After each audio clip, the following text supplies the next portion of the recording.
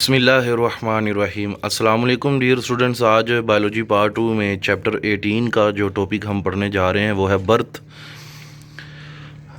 This is a very important lecture. Board point of view से ये long question के तौर पर भी आता है और इसमें MCQs भी मौजूद हैं। सो लेट्स स्टार्ट द टॉपिक। जो बर्थ है, यूजुअली इसे हम एक और नाम से भी जानते हैं, पार्चुरेशन के नाम से। जो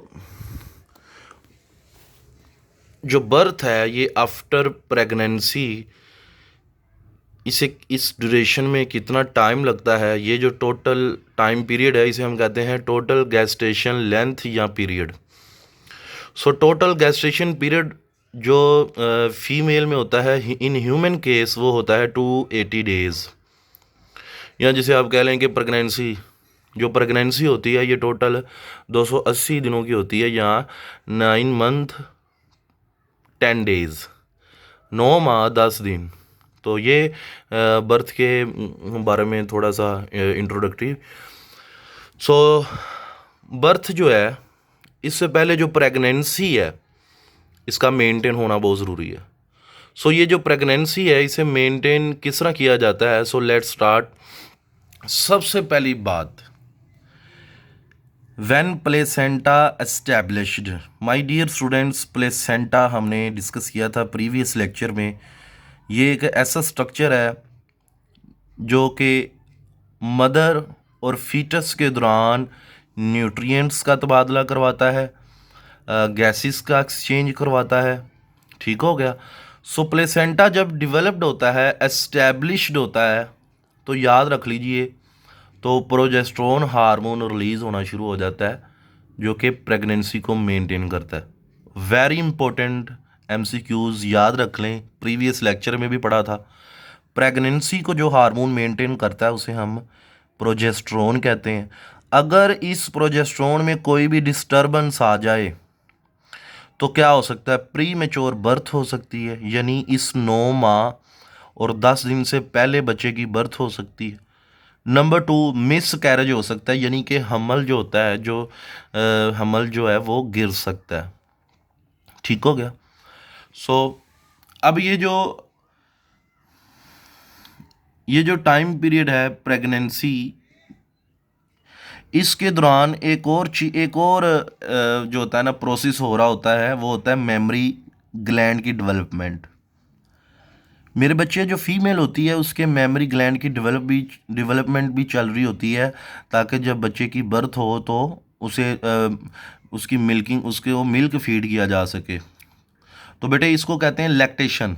सो ये जो मेमोरी ग्लैंड की डेवलपमेंट है इसमें भी हार्मोन्स का कंट्रोल है। सबसे पहली बात, पिट्यूटरी ग्लैंड से एक हार्मोन निकलता है जिसका नाम है ल्यूटियोट्रोपिक हार्मोन, LTH।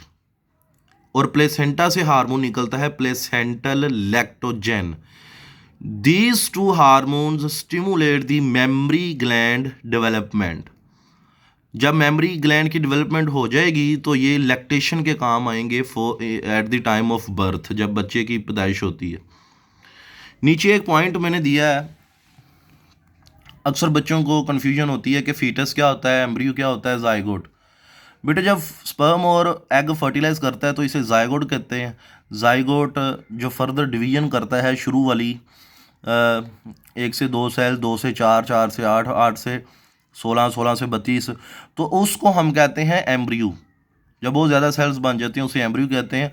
और तकरीबन जब तीसरा महीना शुरू हो जाता है इस डिवीजन का, तो तब फीटस इसे कहते हैं। और यूजुअली जो फीटस होता है तकरीबन इसके जो ऑर्गन्स होते हैं बॉडी के वो बन चुके होते हैं, या इसे हम इस तरह भी कह सकते हैं, most of the organs formed at 12 weeks of pregnancy. तो बात तो वही आ गई कि तकरीबन ये क्या कहते हैं, जो फीटस होता है इसमें फीटस की जो निशानी ये है कि इसमें मोस्ट ऑफ दी ऑर्गन्स जो होते हैं, बॉडी ऑर्गन्स जो होते हैं, वो डेवलपमेंट उनकी हो चुकी होती है, वो डेवलप्ड हो चुके होते हैं। और ये तीसरे मंथ को हम कहते हैं फीटस बच्चे को, या 12 वीक्स ऑफ प्रेगनेंसी, दोनों एक ही चीज़ें हैं। जब डेवलपमेंट मुकम्मल हो जाती है तो इसके बाद ग्रोथ का प्रोसेस शुरू होता है, उसके साइज़ में इंक्रीमेंट होता है, इंक्रीज़ होता है। ये तो था थोड़ा सा इसके बारे में कि जो प्रेगनेंसी है इसको मेंटेन कैसे किया जा रहा है। एक तो हमने प्रोजेस्टेरोन का वर्क पढ़ा है, फिर साथ साथ प्रेगनेंसी में मेमरी ग्लैंड की डेवलपमेंट हो रही है, हमने वो डिस्कस किया है। फिर फीटस कब कहते हैं, जब 3rd मंथ का जो बेबी होता है हम उसे कहते हैं फीटस। और अब हम स्टार्ट करते हैं जो बर्थ है, जो बर्थ होती है, जो पार्चुरेशन होती है, ये किस तरह होती है। पहले पहले ये सोचा जाता था कि जो बर्थ होती है बेबी की, ये इसके लिए रिस्पॉन्सिबल होती है मदर के अंदर हार्मोन्स की एक्टिविटी। मतलब क्या, जब प्रोजेस्टेरोन का लेवल कम हो जाता था तो बेटे जी क्या होता है कि बेबी की बर्थ हो जाती थी, ये ख्याल किया जाता था। लेकिन रिसेंट एविडेंस जो तजवीज़ करते हैं, जो रिसेंटली सबूत या सबूत मिलते हैं, वो तजवीज़ करते हैं कि इसमें फीटस की बहुत ज़्यादा इन्वॉल्वमेंट होती है बर्थ में। अब फीटस की इन्वॉल्वमेंट कैसे होती है बर्थ में, तो बेटे ये मैंने एक फ्लो चार्ट की शक्ल में आपको समझाना चाहूँगा ताकि आपको इजीली समझ आ सके। सबसे पहली बात, माय डियर स्टूडेंट्स, जब टाइम कंप्लीट हो जाता है 9 माह और 10 दिन, फीटस का जो पिट्यूटरी ग्लैंड होता है वो एक हार्मोन रिलीज़ करता है, एड्रीनोकोर्टिकोट्रोपिक हार्मोन, ACTH। ये हार्मोन रिलीज़ होता है और ये जाके एक्ट करता है फीटस के एड्रीनल ग्लैंड पे। जब ये फीटस के एड्रीनल ग्लैंड पे एक्ट करता है तो हार्मोन रिलीज़ होता है कोर्टिकोस्टीरॉइड। कोर्टिकोस्टीरॉइड क्या करते हैं, ये प्लेसेंटल बैरियर को क्रॉस करके ये मदर की ब्लड सर्कुलेशन में एंटर हो जाते हैं। तो जब मदर की सर्कुलेशन में एंटर होते हैं तो सिग्नल जाता है हाइपोथैलेमस, फिर ये जो होता क्या है, प्रोजेस्टेरोन की जो सिक्रीशन होती है उसको कम कर दिया जाता है। तो ये देख रहे हैं आप, ये स्टिमुलस ये फीटस की तरफ से आ रहा है। So involvement of foetus is high. तो जब प्रोजेस्टेरोन का लेवल कम होता है तो बच्चे क्या होता है कि पिट्यूटरी ग्लैंड को स्टिमुलेशन मिलती है कि वो ऑक्सीटोसिन को रिलीज़ करे। तो जब ऑक्सीटोसिन रिलीज़ होता है, इसे हम कहते हैं लेबर हार्मोन। तो ये लेबर पेन्स इंड्यूस करवाता है मदर में। यानी लेबर पेन्स होती क्या है, contraction of uterus wall. Uterus की जो वॉल है वो कॉन्ट्रैक्ट करती है in the form of waves, जो फीटस को एक्सपेल करती है फ्रॉम द यूट्रस। अब लेबर पेन्स जब होती हैं तो बेटे जी क्या होता है, जो सर्विक्स है ना, सर्विक्स डायलेट करती है।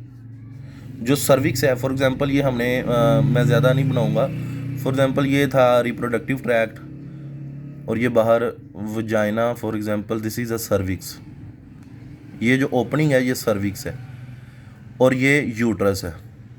ये जो सर्विक्स है जब बर्थ होनी होती है तो ये डायलेट कर जाती है। क्या कर जाती है, डायलेट कर जाती है। ये देखिएगा, ये ऐसे खुल जाती है। तो ये वजाइना, तो ये सर्विक्स ऐसे खुल जाती है, डायलेट कर जाती है। तो बेटे जब सर्विक्स डायलेट होती है तो यूट्राइन कॉन्ट्रैक्शन भी ऊपर से नीचे को आ रही होती हैं। ये देखें, यूट्राइन कॉन्ट्रैक्शंस ये यूट्रस के ऊपर से नीचे की तरफ ट्रैवल कर रही हैं। जैसे किसी बोतल को आप प्रेस करते हैं ना बाहर पानी निकालने के लिए, या बोतल, तो बेटे जी उसी तरह ये ऊपर से टॉप से बॉटम डाउनवर्ड आ रही होती हैं। ठीक हो गया। एम्बलाइकल कॉर्ड डायलेट होती है, ठीक है, और बेबी जो होता है वो बेबी मदर से रिलीज हो जाता है। So this is about the birth. I hope आपको ये समझ आया होगा। यहाँ पे एक वर्ड है एम्बलाइकल कॉर्ड। अब एम्बलाइकल कॉर्ड होता क्या है इसको मैं आपको बाद में बताता हूँ, लेकिन पहले आप ये ज़रा सुन लें। आफ्टर बर्थ हो गई है, अब क्या होगा, बर्थ के 10 से 45 मिनट के बाद यूट्रस कॉन्ट्रैक्ट करती है। जब यूट्रस कॉन्ट्रैक्ट करती है ना तो वो प्लेसेंटा को सेपरेट कर देती है और प्लेसेंटा वजाइना के थ्रू बॉडी से मदर की बाहर निकल जाता है। So average loss of blood during birth कितना होता है, 350 cubic centimetre. This is important MCQs, ये काफ़ी मरतबा आया भी हुआ है। अब आ जाए अम्बलाइकल कॉर्ड क्या होती है। ये अभी हमने कहा कि लाइगेट हो जाती है। ये मैंने रफ सी एक डायग्राम बनाई है बेटे। ये जो फीटस है, ये फीटस यूट्रस के अंदर है, ठीक है। और ये जो आपको रेड कलर का एरिया नज़र आ रहा है, ये पूरा ये प्लेसेंटा है जो एंडोमीट्रियम के साथ डेवलप हुआ पड़ा है, एंडोमीट्रियम के साथ प्लेसेंटा। प्लेसेंटा से आगे जो फीटस है वो एक कैविटी के अंदर बंद है, जिसे हम कहते हैं एमनियोटिक सैक। इस एमनियोटिक सैक के अंदर फ्लूइड होता है, एमनियोटिक फ्लूइड, जो शॉक एब्जॉर्बर के तौर पर काम करता है। ड्यूरिंग शॉक ये इसको प्रिवेंट करता है किसी भी डैमेज से। और अम्बलाइकल कॉर्ड क्या है? ये जो फीटस है और प्लेसेंटा है, इन दोनों के दरमियान एक ट्यूब सी होती है जिसे हम कहते हैं अम्बलाइकल कॉर्ड। ये जो अम्बलाइकल कॉर्ड होती है ये तकरीबन मुश्तमिल होती है 2 आर्टरी पर और 1 वेन पर। प्लेसेंटा से बेबी और बेबी से प्लेसेंटा, चीज़ों का जो एक्सचेंज हो रहा है ना, वो इस अम्बलाइकल कॉर्ड के थ्रू हो रहा है। So that was the topic of the day. I hope बेटा ये आपको समझ आ गया होगा। Thank you very much. अल्लाह हाफिज़।